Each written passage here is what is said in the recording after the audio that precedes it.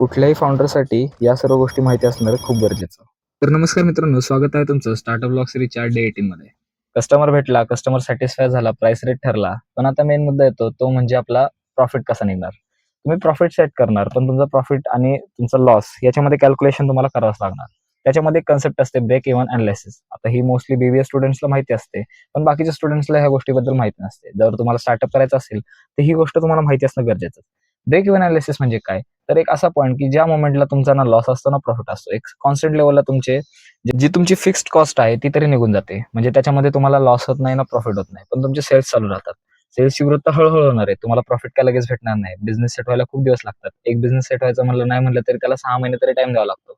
तोपर्यंत आपण त्याच्यामधलं प्रॉफिट मार्जिन तर काढूच शकत नाही. त्याचसाठी करावं लागतं तुम्हाला ब्रेक इव्हन अनालिसिस. तर ब्रेक इव्हन अनालिसिस म्हणजे काय? हे नक्कीच तुम्हाला पुढच्या व्लॉगमध्ये कळेल. त्यासाठी नक्कीच आपल्या पेजला फॉलो करा आणि आपले येणारं कंटेंट बघत राहा. त्याचबरोबर जर तुमच्याकडे काही आयडियाज असतील की ज्यावरती मी तुम्हाला व्हिडिओ बनवावा, त्याच्यामध्ये लागणाऱ्या काय गोष्टी असतात किंवा बिझनेस तो कसा सुरू करता येईल, याबद्दल जर तुम्हाला माहिती हवी असेल, तर नक्कीच आपल्याला कमेंट करा. आपण त्यावरती देखील व्हिडिओ बनवू. तर मी भेटेल तुम्हाला उद्याच्या भागात. तोपर्यंत सर्वांना जय भीम, जय शिवराय, जय महाराष्ट्र.